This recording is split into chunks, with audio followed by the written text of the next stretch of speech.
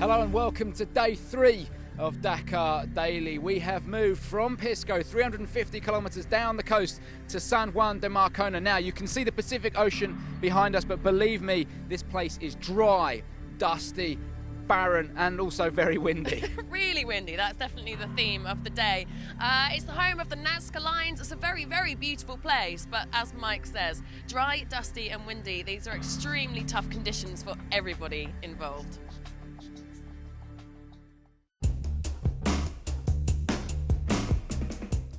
Stage 3 of the 2018 Dakar Rally and the run from Pisco to San Juan de Marcona. 294 kilometres of special stage for the bikes, 295 for the cars.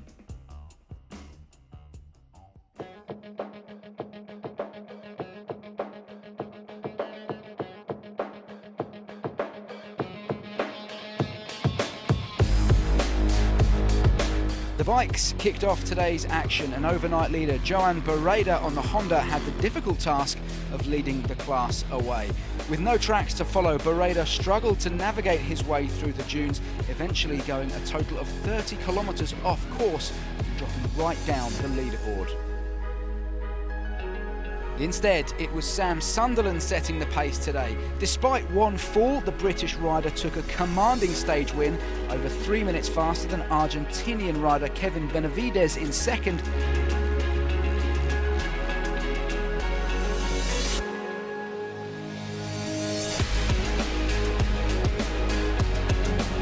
The stage was hard. The first loop was around 80 kilometers through the dunes, and I felt really good. The bike was working well, and I pushed on, and I think I made a really good time in the first 80k loop, and then we had another maybe 200 something after that, and it was really difficult. There was a lot of times where we went on the tracks from the day before and on and off of them, and I made a couple of mistakes. I actually missed one drop in the dunes and had a little fall, which I'm a bit annoyed about myself, but yeah, sometimes it's like that, and one drop out of 1,000 is not the end of the world, and I'm here, I'm safe, and the bike's good, so tomorrow's another day.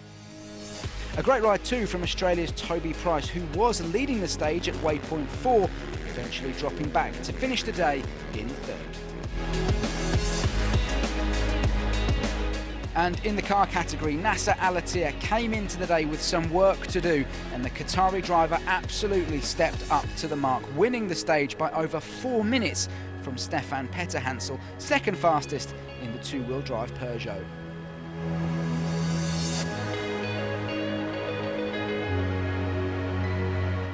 Yesterday's stage winner Cyril Desprez taking a more cautious approach in the sand, fourth fastest and just under 8 minutes off the pace of Al-Attiyah.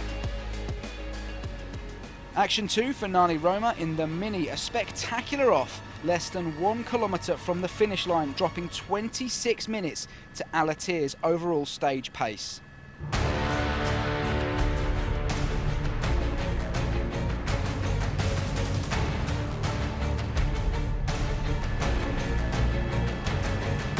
Disaster for Finland's Mikko Hirvonen with a technical problem in the Mini. 2 hours were lost in today's stage repair.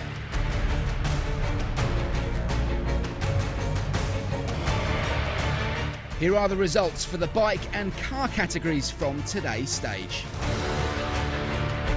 And here are the current overall standings. Head to redbull.com/Dakar for full results and much more.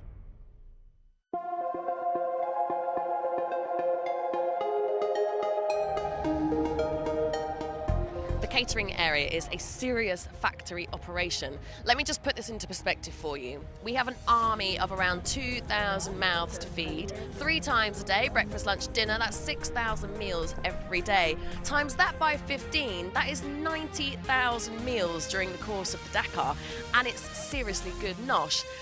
Take today's menu, for example, pollo sillado. That's a Peruvian way of roasting chicken.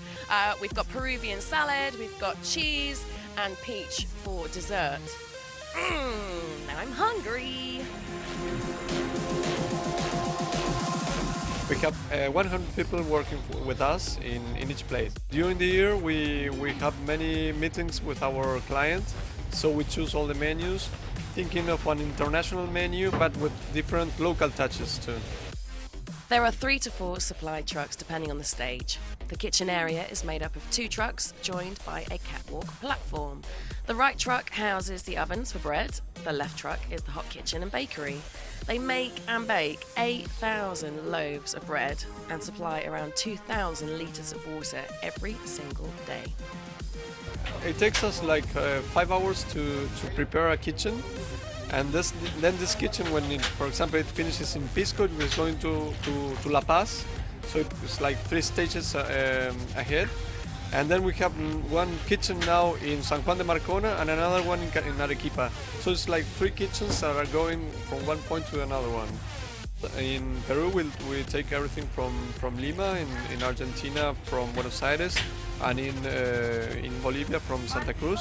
And we have some local suppliers that will bring some food to the camp too. It's really tough being a Red Bull athlete. That is breakfast done. What time's lunch?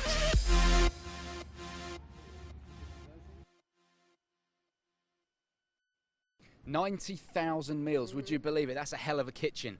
Now, last night we witnessed a very special initiative by Red Bull, the Desert Wings University Challenge. 3, 2, 1, go!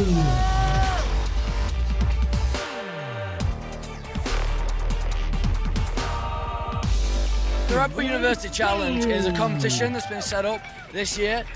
So basically, they've come into all our universities in each of our countries with tracks similar to this, and it's basically a competition. And if you set the fastest lap in your country, you get to come here to enjoy this great experience. And you know, here we are all competing, and whoever sets the fastest time, we head into the final. We compete against each other, and hopefully one of us will win, and we get to take home this awesome trophy.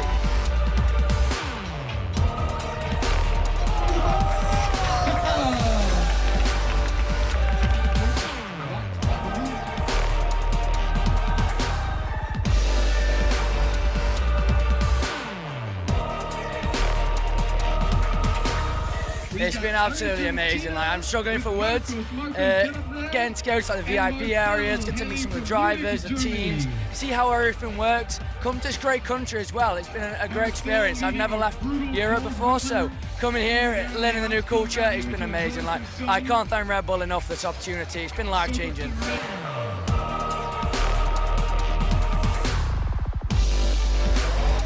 Still holding on to the lead. It's good though that there's like all these guys are young engineers, they're all here for a bit of fun. It's nice to see that. Well, it's just crazy. Can you imagine, you know, at that age coming here in Peru in the middle of Dakar and race yourself, you know? You're a winner of the Red Bull Desert Wings University Challenge. First of all, what does it feel like to come to Peru and win this? Like, it's amazing. This whole trip was actually a prize in itself. We're all winners here. And it's like amazing to get the experience that you practically can't buy with money, right?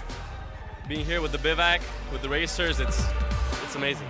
Dakar Rally champion, Cyril Debreng. I've learned a lot about cars, speaking to the engineers themselves. We got guided tours of 2 of the teams. And like, it's really amazing what you can do with knowledge and how much development actually goes into the vehicles themselves that are being used here to race. Who's paying for the baggage on that, by the way?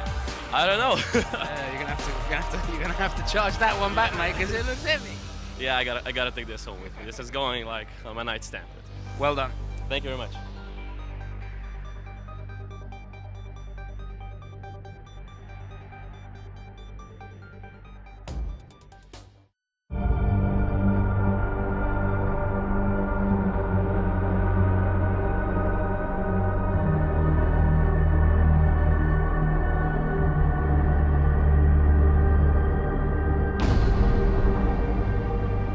Coming to the bivouac now, and of course, big traffic jam over here. One of the Kamaz 6x6s got stuck, buried down axle deep over here. So we know how thick the sand is. Okay, we're going to struggle with all the camper vans.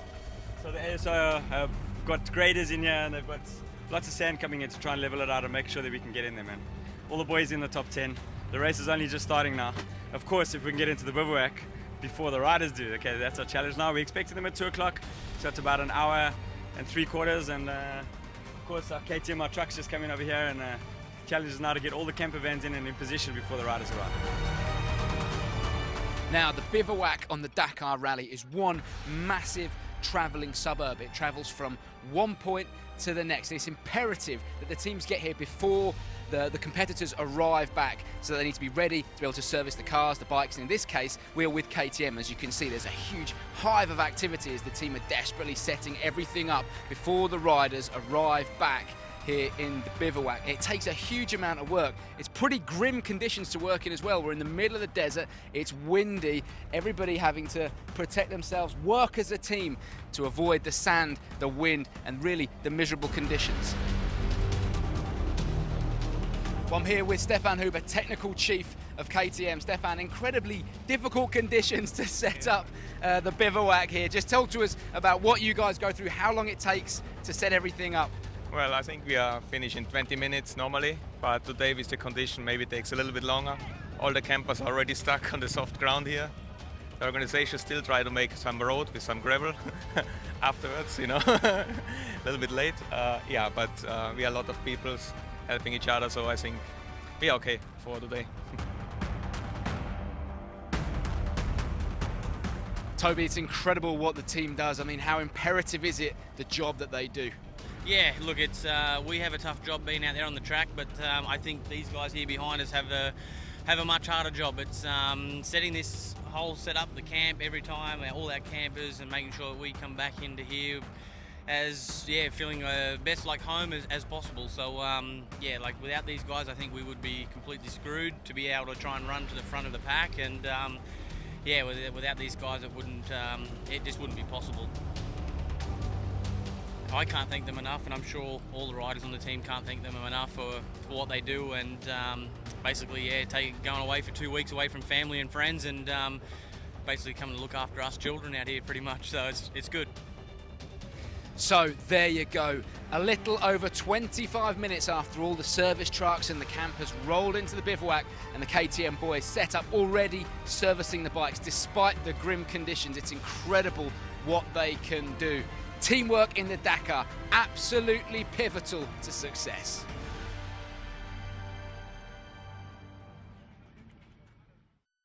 Well, another incredible day's action on the Dakar Rally. Alex, what did you make of the bikes? Well, it's now, isn't it, really, that we sort of start to see the rookies starting to feel the pressure, and the more experienced are really starting to come through, and that definitely is the case.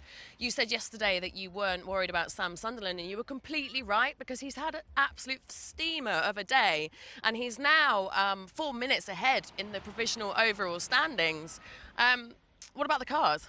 I think Nasser Al-Attiyah today did an incredible job. Now listen, the regulations, they are in the four-wheel drive's favour, so you know it's no surprise that Nasser's quick on the dunes.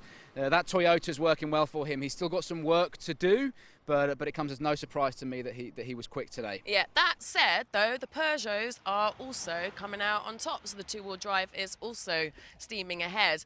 Having said that, though, someone who I expected to see doing slightly better this year was Sebastian Loeb, and actually he said earlier on that he's starting to feel the pressure a lot and feeling that maybe he doesn't have enough experience to meet the demands of the desert. Give him time. Give him time, because Sebastian Loeb, he's easing himself into this Dakar. He really wants this win. He's just he's not worth underestimating, is he? he's using his brain. There's a long, long way to go. Now, make sure you join us tomorrow for day 4. We are staying in San Juan de Marcona. It's another loop stage. It's going to be an incredible day. Remember, you can follow all the action using the hashtags Rally Dakar and Red Bull Motorsports. In the meantime, we will leave you with Bryce Menzies' massive off yesterday. We'll see you tomorrow. Goodbye.